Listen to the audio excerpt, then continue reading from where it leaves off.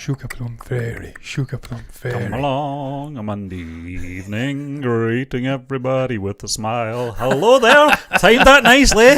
Welcome to the show, folks. It's Monday evening here at MBE, and you're joining us for movie news on YouTube and, of course, our Twitch stream, not scream. Yes, so as we're going to kick on, John. This is a bit of bad news, I'm afraid, but news we were expecting, with obviously the way of the world these days. Sad news coming in, John, from ABC News. Now, I deliberately picked this article because over here we could have just spoke about Cineworld, but we do have a large US audience, so we're going to refer to this article from ABC News about hundreds of Regal and Cineworld movie theatres to close. Shares in the company that owns Picture House as well. Yeah, the Regal, Cineworld and Picture House cinemas in the US and Britain have fallen as much as 58% after it will temporarily close its venues after release of the latest James Bond film was postponed due to the pandemic. Cineworld Group PLC said Monday that 536 Regal cinemas in the US and 127 Cineworld and Picture House venues in the UK would close on Thursday. Some 45,000 employees are affected, sadly. Now, this was a quote coming in from Mookie Grindinger, the CEO of Cineworld. He said, "This is not a decision we made lightly, and we did everything in our power to support safe and sustainable reopening in all of our markets, including meeting and often exceeding local health and safety guidelines in our theatres and working constructively with regulators and industry bodies to restore public confidence in our industry." What's your take on this, John? We have been to the cinema, well, you've been twice, obviously, since things were opened up again. We went to View, though. It wasn't Cineworld, our usual haunt. We've obviously cancelled our membership there until things hopefully get back to normal. One of the driving factors behind Cineworld having to close its doors. We commended View's View have efforts. got their shit together, John, but this is the thing. It's not down to how they're conducting their theatres or anything like that. This is down to big blockbusters not being released, know, and drawing in the crowds. So it's a tragedy. Yes. But it was something we saw coming. We predicted this was going to be the case. Now, 45,000 people's jobs as well, more importantly, are at stake here as well. So it's going to have a major impact here in the UK's economy. But obviously, you take into account the social aspects as well of this. It's going to have a really bad knock-on effect or negative effect, on people's ability to enjoy the communal experience of obviously, movies. Mental health as well. Because you do need things in your life. Escapism. Some people it's football, some people it's films. But Steve and I enjoy both, and it's pure blissful escapism when you go to a theatre and you're whisked off to another place for 2 hours, an hour and a half, 2.5 hours, however long the movie is. There's nothing quite like it. Nothing quite takes away all of the world's ills like watching a good movie, and Tenet certainly done that for me twice. In the space of 4 or 5 days. I thoroughly enjoyed being back in the theatre again. That's why I was always firmly in the Christopher Nolan camp and saving movies and the sort of cinema going experience. That's why even as far back as what was it, 2 months back, when people started this nonsense about, look at this guy, he's a holier than thou white knight, he thinks he's bigger than he is, look how arrogant this guy is.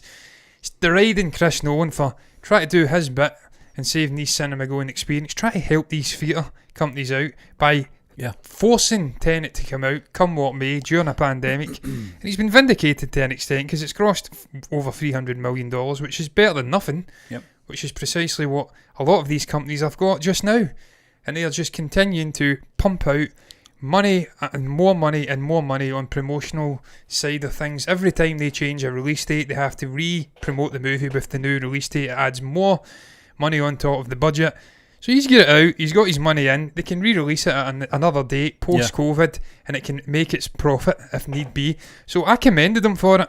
I was firmly in his camp. He had these little bitches on social media sort of cheering when Tenet didn't do quite as well as expected over in the US. And I says at the time, Stephen, what are these people on? They are cheering the death of cinema. and the cinema going experience, because if Tenet doesn't do well, then none of these other movies are going to do well either, and that's going to eat into these companies like EMC, like Cineworld, Odeon, View over here. It's going to eat into their profits. This is companies that are sitting with 3 billion, and I think Cineworld, I read something, it's something ridiculous, like between $6 and $8 billion or something they're down on the year. That's catastrophic numbers. I don't see how they survive. I can't see any situation, even with the increased profits potentially next year, if this COVID vaccine comes out shortly, and there's talk it could come out as soon as a month and a half, 2 months, to those who are most in need. Even if that happens and we get a resemblance of some normality next year, I don't see how they can see out this year with those ridiculous losses and then survive to earn the riches of these movies coming out. It could be the death of these big companies. This is the second biggest theatre company on the planet. That's apparently the plan anyway from Cineworld, as we know it from today's news, John. David Madden, an analyst at CMC Markets, said, today the company confirmed they will be assessing their liquidity options and its plans to update the market on the resumption of business in due course. He said it seems that Cineworld is hunkering down and they are holding on to their current liquidity position with the view to probably having a reduced service when they reopen. Now, reduced service, John, what would that mean? That would mean less movies being shown, which is already the reality at the moment. There is no movies coming out. That's essentially why they're having to do this. They're getting into a winter hibernation, I read somewhere. I says it, Steve, when No Time to Die get delayed, that was it for the year. And that comment that I read about winter hibernations and them having to essentially protect the integrity of the company by shutting down until perhaps next year, they're in a sense giving up on June and Wonder Woman 1984 coming out in December. These movies are scheduled to come out, I think, 17th or 12th of December and the 25th. They've not moved yet, and this is the second biggest theatre company on the planet, shutting its doors potentially for the rest of the year. If you would like to put this sort of situation into phases, John, we'll use that as a sort of an example, right? Where you've got most of these films were in mid-production or almost complete at this point, so you can understand they've already committed themselves to spending lots of money on production, etc. But phase 2 is the concerning one for me, because when will the studios decide they want to start production on the newer films that have not yet started? This could have a serious major effect, a knock-on effect going into 2021, 2022. Just looking not too far ahead, John, but you're looking at the likes of June, you're looking at the likes of James Bond, Wonder Woman. They're all in the can, if you like, and they're really just waiting for the right time to release these films. But we've talked about the hind legs off that kind of situation. When is the right time, though? When is the right time? Exactly. You know, Marvel's MCU Phase 4 is going to be just put on hold. I mean, you could be talking maybe about 2 years before we start to see these films. It's the first time, Stephen. There is obviously some that have been in production. The Eternals, I would assume, has been... Yeah, it's finished, I think. Near enough Shang-Chi, I should say, is nearly done, I think. But these films are going to have to wait now. Obviously, with Black Widow being put on hold as well till March, is it? They're talking next year. Well, Shang-Chi's supposed to be coming out June next year, because the leading actor, what's his name again? Something Liu. Simu Liu. He came out and says, what's it going to be? Something like the girl of the summer or something like that. He's joking that he'll be the big superstar of the summer in a sense, and who would disagree with him if it does come out? It could be the opposite, Stephen. You could have a situation where these movies, which are being delayed just now, can't release even early next year because of this pandemic, and it gets delayed into next year, or the year after, 2022. It could be a situation where there's just too much movies getting pushed into next year. There's not enough release slots for them, and then it just sort of transcends over to the next year, if you'd like, and we could have these movies which are getting into production right now just getting put back another year, a year and a half, and then it'll all work itself out. 2020's gone. It's lost. It's a disaster of a year. As we say, it's a burst ball. Yeah, an absolute write-off. Horrendous year. Just the people we've lost, this pandemic, forest fires, so much crazy shit going on, and now we've got this nonsense with cinema and whatnot. I called it, man. I knew it was coming. Yeah. I knew it. With the new sort of restrictions being put in because of COVID over here and all of the nonsense starting to rear its ugly head again, then movies getting delayed. It was inevitable, and I feel so sorry for the 45,000 people who are losing their job over this. You would hope there'd be some sort of I don't know, something in place to help these people out. Contingency Backstop plan, for them if it all comes back, that they can maybe reassume their original jobs, but I doubt it, man. And yet it's cutthroat. Yeah, but we'll just have to wait and see. When. Obviously, hopefully they do resume business as soon as possible, but it's looking very unlikely. It'd be shocking, Stephen, if we lost that Cineworld in the middle of Glasgow. Yeah.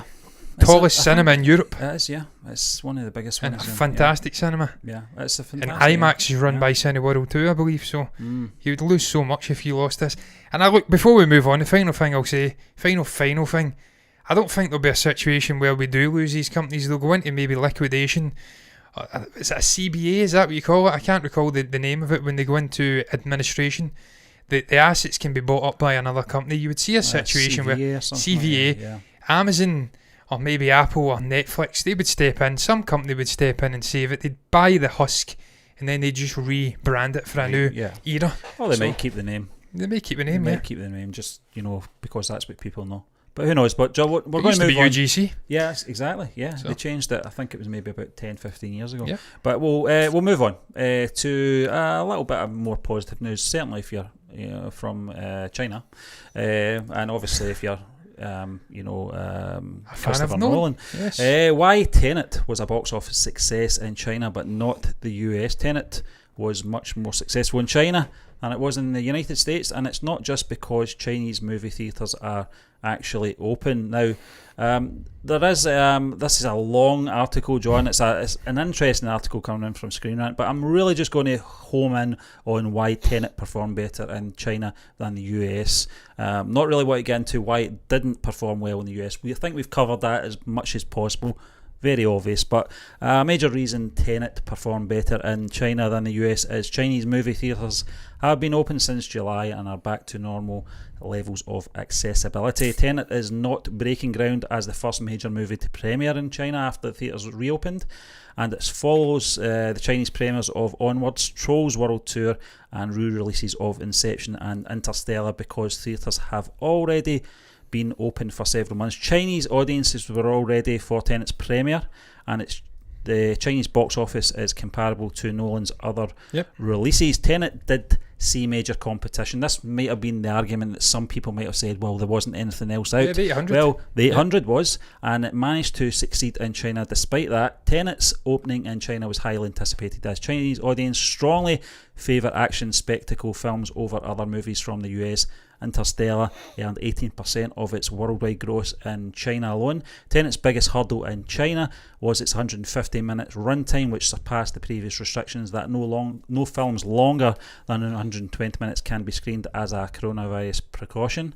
To overcome that, Nolan and Warner Brothers launched a major marketing campaign in China, and it clearly paid off. Tenet was under pressure to perform in China after Mulan's failure, and it more than made up for it. So there you are, John. Yep. What's your thoughts on that? Absolutely delighted that it's a success, Stephen, in some regions. Yep. I mean, it done pretty well here. It made good money. It was certainly top of the box office here for the entirety of its initial stint. I don't know if anything toppled it. I stopped really looking after a couple of weeks. Yeah.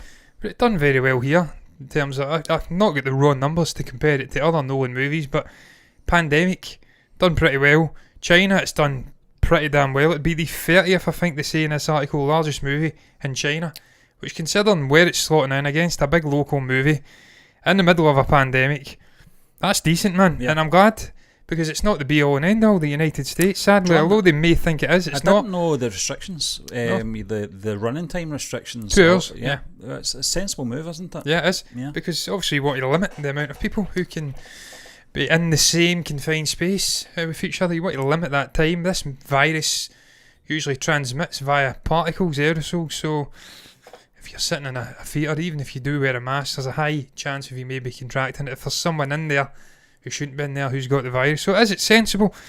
Look, man, the Chinese have been ahead of the curve with this the whole pandemic, really. They were the first ones to get it. I know they let the sort of rabbit out the hat, if you like, so they should be ahead of the curve. But the way they've dealt with it, they get criticised because of these strong arm tactics they sort of use. But they were in the epicentre, and they're getting back to a degree of normality we're not seeing in Europe now, and we're certainly not seeing it in the States.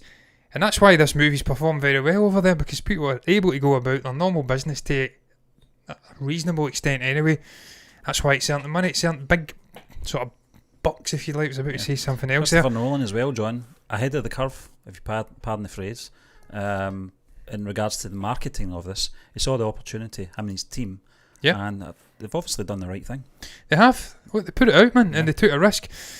People could say, look, it's lost money as we stand right now, but as I keep saying, I think this movie will get a re-release because of the exceptional circumstances it faces just now, and it will make a profit. I just find it remarkable that the US, we've got, see all of these shots of sort of protests and them going about, whinging about not having masks and not being having to wear masks and all the restrictions. Free up America, get us back out to working, and then they get the opportunity to go and watch a great movie like this, and they're not watching it. Yeah, and I understand the two major markets, LA and New York, have not been opened, so that's maybe hampered it to an extent. But I'd have thought all these sort of in your face anti-vaxxers and John, it's all a big hoax. Yeah, I think timing's got a lot to do with it as well. I don't think we can fully blame the US for obviously the way things are just now in regards to when the virus broke. It's good news for Biden though, because it shows that there's a lot of sensible people over in the States, so maybe he will get in. He's got 8%. Also known as Jim Carrey. Stephen, I watched it. Fantastic. Absolutely amazing 10 minutes. Brilliant, man. I like Baldwin and Jim Carrey. Fantastic. I want to see those two guys doing that movie, man. Based on the presidential election. These two guys flying the wall sort of documentary. Oh my god, man, I love it. How just to see Trump in this hospital. Look like him though? Oh, it's terrifying, Stephen. He looks. I wouldn't be able to tell. No. Incredible. The expressions. Here's the deal. Just his manners, his tics, brilliant. Mannerisms were spot on. Fantastic. But look, it's good news for Biden because there's more sensible people over in the States than there is sort of wall bangers, if you like. So but listen, off on a tangent there, but we'll just close that. I just can't help myself. Talk anyway on that article, John. But yeah, I mean, it's good to see. Obviously, it was performed well in China anyway. Certainly performed well over here as well. So as I said, you know, it's all to do with timing as well. It's just it was bad timing, obviously, with. You know, as you said, China are getting back on their feet now. Hopefully, the rest of us will catch up with them eventually. He took a risk, Stephen. He wanted to put it out. He tried and help the theatre companies out. The risk backfired in the States. It semi-paid off in other territories. Sadly, the States is the biggest movie territory on the planet, so they do have a large sway in whether a movie will make a profit or not. So this microphone is giving me a headache here, John. Yeah, it's killing you, man. I will fix it when you go to widescreen eventually. I've not done a widescreen myself in this show yet. No, you have not. I've noticed, but we're going to move on, John. Bit of good news if you're a fan of Clint Eastwood, and I know you are, John. You, Stephen. Yes, please. Highlight the angle. I'll kind of tilt my head and it'll not look too bad. But Clint Eastwood to direct and star in Cry Macho. Now, before we come on, John, I don't know what age Clint Eastwood is now. He's 92, I think. Is he 92? Yeah, right, I think okay. he is. It's funny because I remember when Gran Torino came out, you're talking a good 10, 11 years ago. Yeah. Maybe. Was it as much as that? He's 90. Yeah, and that was supposed to be his last acting job. He was going to do some more directing stuff. It's funny that he actually... He was in the Mule, wasn't he? You see Clint Eastwood now as a director, don't you? More than an actor, which is strange. But he's to direct and star in Cry Macho. Now I'm going to read a little bit about what this film is about. The film will see Eastwood as a one-time rodeo star and washed-up horse breeder who in 1978 takes a job from an ex-boss to bring the man's young son home and away from his alcoholic mom. Crossing rural Mexico on their way back to Texas, the unlikely pair faces an unexpectedly challenging journey during which the world-weary horseman may find his own sense of redemption through teaching the boy what it means to be a good man. Novelist Richard Nash is adapting his own book alongside penned the script alongside Gran Torino and the Mule writer Nick Schnelk. Yep. There's no official date for a shoot yet, but Eastwood is obviously looking to get moving as soon as possible, and you know he'll want to shoot quickly, and what Clint Eastwood wants, Clint Eastwood gets. Clint Eastwood does get. Yes. I'm going to fix this, John. So Right, I'll go to me, Stephen. Yeah, There you go. please. I'll give you a break. Stephen, this is great news. I'm a big fan of Clint Eastwood, as you do know. I've loved the guy for years upon years. I love Dirty Harry. I love all these westerns, The Man with No Name. And he's developed into just a truly stupendous director. Over the last, I don't know, 30, he also had that thing. It was him stepping in to do one of his western movies in the 70s, I believe, which brought in this rule about a director. You can't have a director come on, replace another director and get credit, or something like that. I can't recall the rule in the Oscars. It's why your man Singer, when he was replaced by Dexter Fletcher, Dexter Fletcher didn't get any. That's right, yeah. Dexter Fletcher, that is his name. I'm losing the plot here. Yep. Didn't get any credit. He wasn't even mentioned by the actors or nothing. It's because of that rule. That was because of Clint. So he's been directing for years, man, 40 years or something. But he really has. He's been an amazing director. Some of the movies he's released have been stupendous, and they've all been different genres in the main. He's done really great war movies. Yeah. I love Gran Torino. I watch it all the time. Yeah. The Mule was okay as well. I'm like with you though, Stephen. I thought he was getting on a little bit. I thought he was getting a little bit old now, man. I mean, he's 90. It's a pandemic. You should be in the house, Clint. John, that Maybe crossed my shooting mind. some- It crossed my mind when I read that part about he wants to obviously, get this moving quickly. Locations. thought, He's looking for locations. Yeah. What are you doing? Get in the house, Clint. Can't have you getting COVID, mate. You're 90. Yeah. You will die. You will absolutely die. So don't do it. Let your son do it. Scott. He's absolute double, incidentally. He is, yeah. But Stephen, look, it's great, man. You've read the synopsis there. It sounds like a perfect Clint Eastwood movie, and the fact they are getting the actual Richard Nash, the guy who wrote the book, he's helping in the adaptation process. Yep. Nick Schenk, Gran Torino the Mule, he's worked with him before. Brilliant movies. It sounds like a similar concept to Gran Torino 2, where it's young kid, he takes him under his sort of guise. Yeah. Tutors him, mentors him, and shows him the ways of the world. He imparts his wisdom upon him. So that's something that Clint can certainly do. He can play that role very well. And the fact he's on a horse, he's going to cross rural Mexico up into the States. It's going to be nice and slow burn. You're going to get right into this guy's soul, and he's going to be having this great sort of budding relationship with this young kid. I can't wait to see it. And the fact that it's a sort of mobster as well, they says, isn't it? I know it's an ex-boss, so it's not a mobster. But just the fact that he's sort of liaising with this ex-boss's son, he's sort of imparting his wisdom. You can just see the visuals already. Yeah. You can see it's going to be incredible vistas, wide shots, and I can't wait to see, man, the performance he brings. I love the guy. He's not done a bad performance for me. I He can't was in wait a to one see who terrible the cast movie. is the boy who's going to be working obviously on screen Extremely for quite important. some time, obviously with Clint Eastwood. So Certainly nailed it in Gran Torino. I think so. And Kid when was I a did big read the little guy, he was synopsis, it brilliant did cross my mind, John, in regards to the Walt Kowalski, I think the character's name was in Gran Torino, wasn't it? Mm-hmm. That was a redemption story for him as well. The character was played as an ignorant old man. He had his morals, but very old-fashioned values.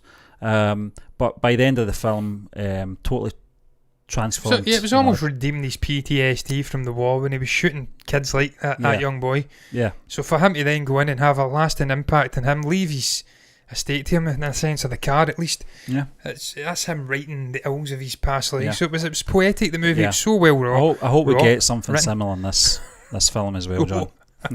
Rotted.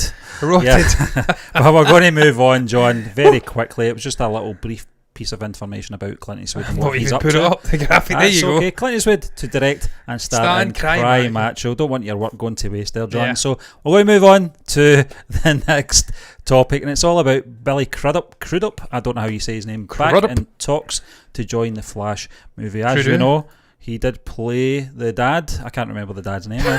I think it was Something Allen? It's Henry Allen. Henry Allen. Yeah. So Henry. he's going to reprise his Justice League role as Henry Allen, father to Ezra Miller's Barry. The elder Allen is in prison after being framed He does a little bit. for the murder A of little his bit. wife, and part of the plot of the Flash movie will involve Barry looking to save her from the actual killer with his time travelling efforts. We saw that in the television series.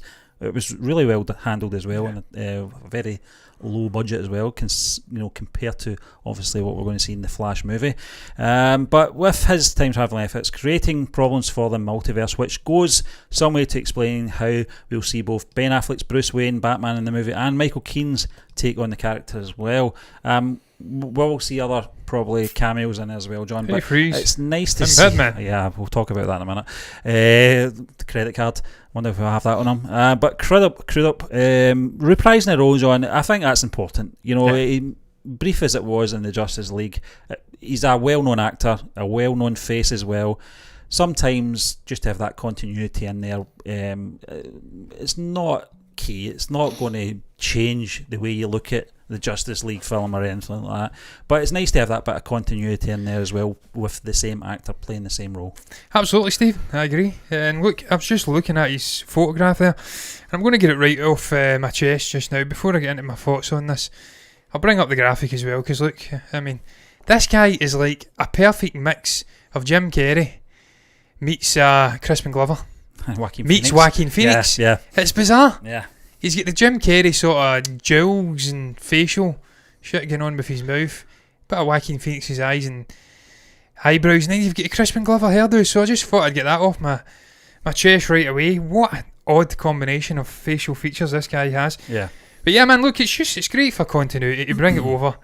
And again, you'll have that working relationship with Ezra Miller too, so it's important to just keep the continuity moving, from not just from a story standpoint and visual standpoint for the fans, but for behind the scenes too. Yeah. We've worked up a relationship, and that's incredibly important to keep the guy in sort of the psyche of this character. If everything is familiar from his previous portrayals, then it's going to help his performance, and he's such a good actor. That's a question as well, John. That, you know, they could have recast this, and you know, if it was a minor role, but I think he might have quite a part to play in this film, Henry Allen. And you want to see Billy Crudup in that role if that's the case.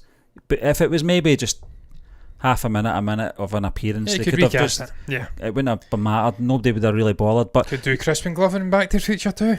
Take a cast of his face and just put him in there. Yeah, and then badly performed, in the words of Crispin Glover. Terrible performance. Rudderless was a film I saw from 2014 with Billy Crudup, and it was a fantastic film. It was like a music, country western music film. But he's not obviously shy when it comes to portraying roles in comic books. He was in Watchmen playing Dr. Manhattan. You remember the blue character? I've not seen that in years, man. I need to get back and watch it. Yeah, it was a fantastic It's film. very hard to recognise him, in the way he was made up in the film, but he's a great actor, John. It's in the morning show as well, Stephen. I need to watch that. We've now got Apple TV Plus, so I have to watch that. I'm really looking. He's in Spotlight. He's a great actor, man. Covenant as well, wasn't he? Was in the Alien film. And so many great movies, Stephen. He can do it all, really, and it is the continuity. He's a great actor.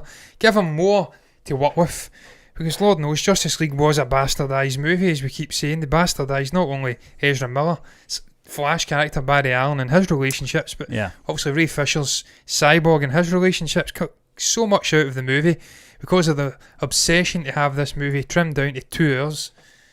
No movie has to be 2 hours long, certainly not a big ensemble piece like Justice League. Just listen to Zack Snyder. I know he has his detractors, but the guy knows what he's talking about when it comes to these movies. They didn't listen to him. And now we're getting to right the wrong for Ray Fisher in the Snyder Cut, and we're getting to right the wrong for Ezra Miller, and obviously him as well, the actor, Billy Crudup. I nearly forgot his name there. Shocking. Aspartame, he's riddling my brain, Stephen. So it's good. Yeah, well, it makes you wonder as well, John, for the Snyder Cut, whether or not we'll see more of Billy Crudup or not. Whether or not I think we're going to see more of everything, Stephen. I don't know if it's necessarily going to be good. All of the additional scenes we're going to see, sometimes less is more. Perhaps that's we're getting why a 4 hour it has been mini-series reprised for the Flash movie, because of the Snyder Cut. Maybe Stephen, it isn't it? I'm maintaining, I keep saying it time and again, this Justice League Snyder Cut is going to be canon. They're going to completely ditch the Joss Whedon version. It will be this sort of tossed in that little, what do you call that? The sort of shite bargain bust. Room 101. the bargain baskets, buckets, or whatever you want to call them. And you see them in M&A, or not M&A, what's it called? B&M over here. Yeah. And then over in the States, it's probably somewhere like Walmart or something. Target. That's going to, Target. It's going to be tossed in there, forgotten forevermore. Snyder Cut will be the new canon. I firmly believe it. They will reboot the DCEU in tandem with the Snyder Cut and this Flashpoint movie. And look, man, again, he's been hands-on with the actual writing of the script, Ezra Miller, and this sounds like a nice meaty story. It's dark apparently by all accounts. Yeah. And you can't get much darker than the murder of his mother, I believe it is. Yeah. And he has to go back and try and stop his mother from dying. And his father being framed. Redeem his father from getting framed. So that sounds like a brilliant human story. And then you arm that with all this crazy shit, multiple dimensions and parallel universes, different variations of characters coming in and out. Could we see a sort of reverse pat in the back and bring back your man who played Barry Allen in the actual Arrowverse TV show? Well, bring him in, because he did came Ezra in. Miller not? He appeared in the television series, didn't he? Yeah, a crossover. Yeah. So it'd be nice to see him come back. That'd be great. A little. Yeah, I liked the television series. Yeah. I a lot of people think that's a better performance, Stephen. Yeah. Well, Ezra Miller's not had a lot to work with. It's very unfair. You're right, John. He's not had his own film yet, so we'll have to wait and see. But I'm looking forward to it. Stephen George Clooney and Chris O'Donnell has to get let's get out of the way. Yeah, because I spoke about this previously. I think may have been a lone show, but there was rumours that we were going to not only see Val Kilmer coming back, but the dynamic duo of Chris O'Donnell and George Clooney. John, I think Batman it'll be very Robin. brief. Maybe walk by the sort of camera thing, like Robert Patrick did in Last Action Hero. Hey Barry, I'm Batman. Yeah, Sharon Stone as well in Last Action Hero. Very just walking by, Oh look, Bat nipple. Yeah, Bat buttocks. Yeah. Oh, there's Robin. Yeah, Chris O'Donnell probably hasn't aged. Maybe a flash of a credit card. Yeah, and that's it. We know it's them. Yeah, bat butt. Yeah. Stephen, I'm excited to see Val Kilmer coming back as well, though, if that's a possibility.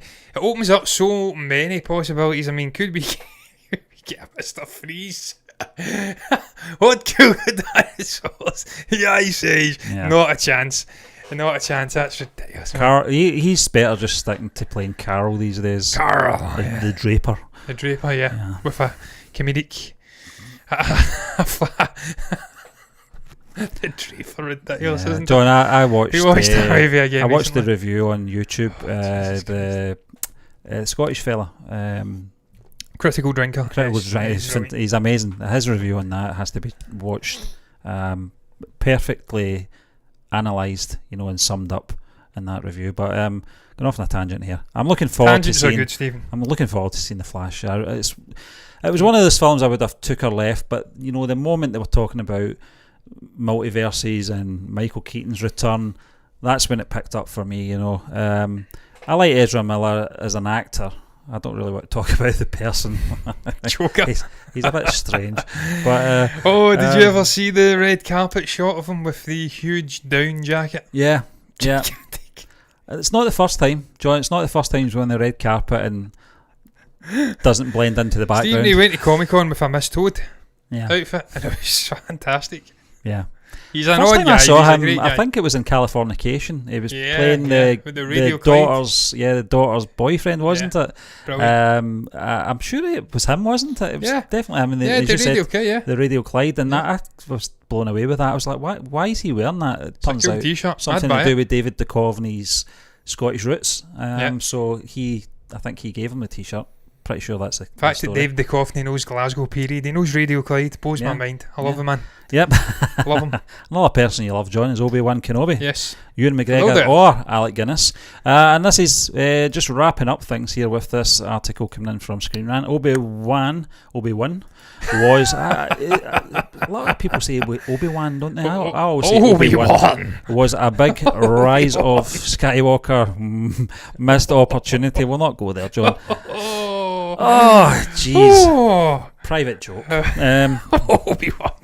As an integral part of Anakin and Luke Skywalker's arcs, it was a missed opportunity for Star Wars The Rise of Skywalker to ignore Obi-Wan Kenobi. There was talk, John, maybe just after The Last Jedi, that Ewan McGregor could appear in the last episode 9, I think it was called at the time. Yes. Didn't have a title for it. That was when JJ was still deciding. Yeah, aged up, I don't know if that's the right, aging him to resemble the Alec Guinness performance. The whole sequel trilogy to me was a missed opportunity after missed opportunity. That's one way of saying it. You've got Harrison Ford, you've got Carrie Fisher, you've got Mark Hamill all signed up, and the way they were utilised was an absolute farce. It was a once in a lifetime opportunity to get these 3 actors playing the big 3 characters once more, and well, we know what they did with them. Granted, Carrie Fisher's tragic passing restricted a lot of that. Shouted all over the legacy. But Harrison Ford only wanted to do the one. God knows what he got paid to reprise the role. Probably more than Carrie and Mark Hamill got. Yeah, in the for entirety all of the 5-6 films that they appeared in. Yeah, and but, rightly so. He's a better actor. Yeah, but there's a little bit in here, John. I'm just going to pick up on this. Obi-Wan devoted almost 20 years living in exile in Tatooine to make sure that Luke was safe. He was instrumental in informing him of his lineage and his destiny to be a Jedi. If it weren't for the Jedi Master, chances are that Luke would have stayed in the desert planet, never knowing his real origin story. What a depressing thought. Given all this, he surely deserves something more than being lumped with all the other Jedi who have admittedly done great things in the franchise, but have significantly smaller personal connections with the Skywalkers. It's true. A brief appearance of Obi-Wan's Force Ghost, perhaps with a Luke in Act 2's during Rey's visit, would have done the trick. I agree. I don't think it was enough for just Yoda to appear. Master Yoda. As great as it was, I felt that perhaps we could have got a visit from Ewan McGregor. We're talking realistically here, John. There's nothing they could have done with Mark Hamill's interaction with Alec Guinness in any form, shape or form, with Alec Guinness passing away in 2000, I think it was. So the next best thing would have been Ewan McGregor performing. It might have been a little bit jarring for a lot of sort of die-hard OG fans, if you like, with Mark Hamill's Luke Skywalker interacting with a different Obi-Wan Kenobi performance performed by a different actor. But what's your take on this, John? It is strange because you think the prequel trilogy, Obi-Wan Kenobi's mentoring for Anakin over those 3 films, and then taking you into episode 4, 5 and 6, the same character doing exactly the same with Anakin's son Luke, and then everything come to a shuddering halt. I get there's no connection for Rey or any of the other characters in the sequel trilogy to have that sort of bond with Obi-Wan Kenobi, other than Rey touching that lightsaber and these are your first steps or whatever it was they said. The chance is gone now. That's sadly, but the chance is gone for everything that we hoped for, really, isn't it? Yeah, Stephen, look, it was just, as you did say, the whole thing was a discombobulated shambles. It was a drop ball experience. Episode 7 through 9, disaster. Didn't even remotely stay faithful to George Lucas and his vision for these characters. And look, Obi-Wan getting completely shafted and left out in the cold, much like Mark Hamill over in, where was it, Norway? Yeah. Outside that hotel when they shot scenes for Hoth, he get left out in the cold.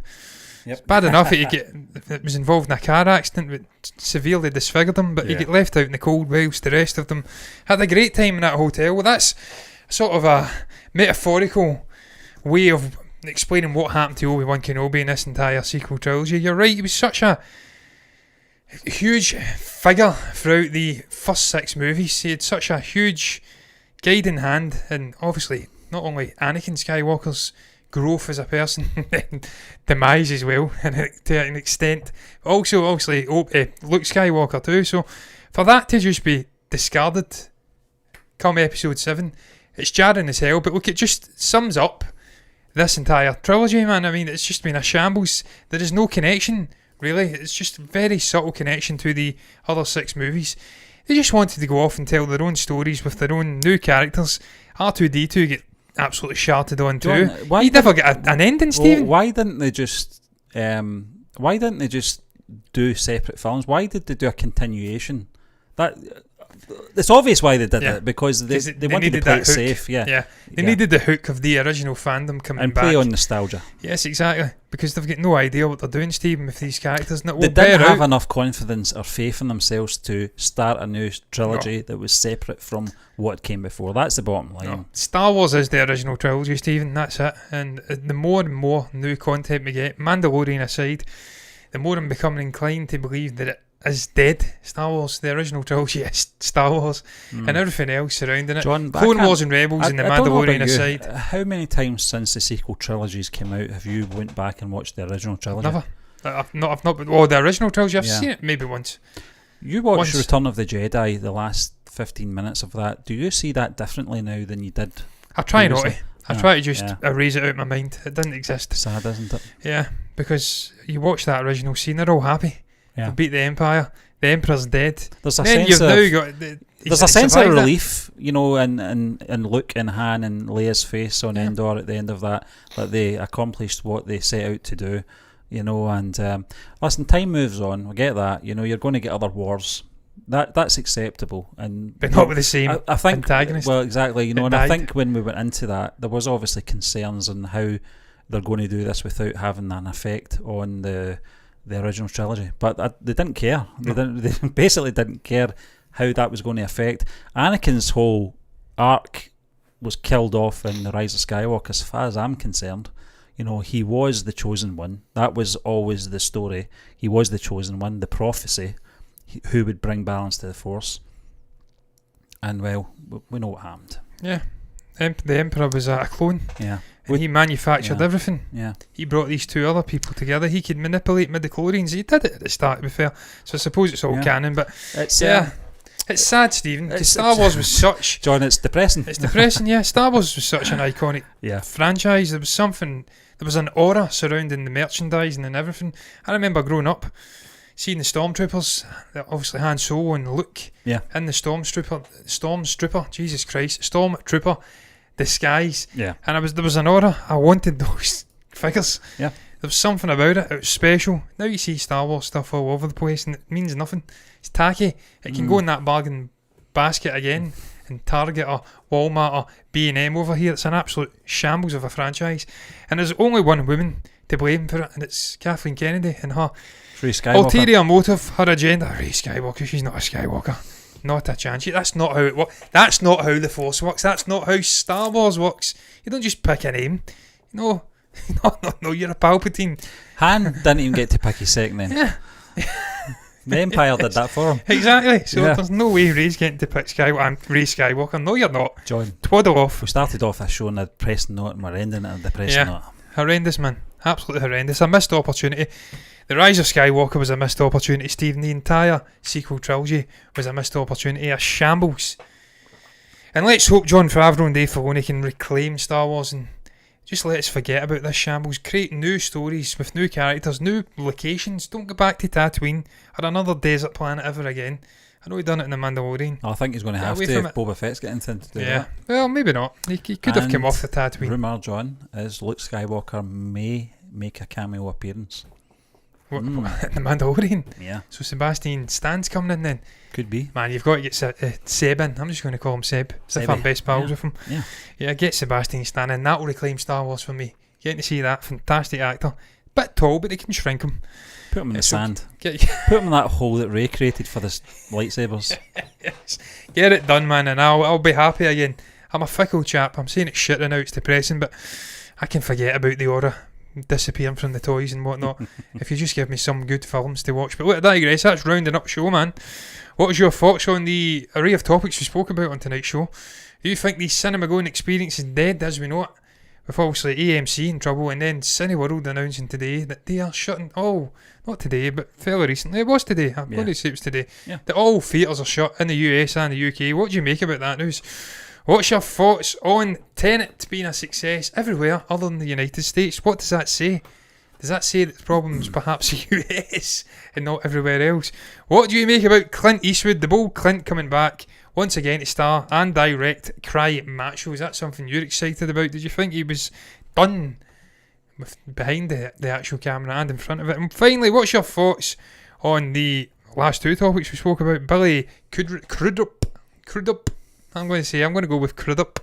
Can't say that name. Coming back as Barry Allen's father. What you see his name? Henry. Yeah. Henry Allen. And finally, Star Wars. Was it a missed opportunity to completely leave Obi-Wan out in the cold? These are your first steps, Rey. Meant nothing. Because JJ changed his mind right at the end and went with Palpatine as the father. You stupid man. Thank God you're not involved with Star Trek anymore. Get Star Trek 4 in and get someone else involved. Get him away, he's a shyster. But I digress, man. What's your thoughts on it? You can comment below. Let us know what your thoughts are down below if you've got anything to say. You can also like the video if you've enjoyed it and subscribe to the channel if you want to see more content like this. In the future, I'm just going to keep rattling my microphone. But until then, guys, bye-bye.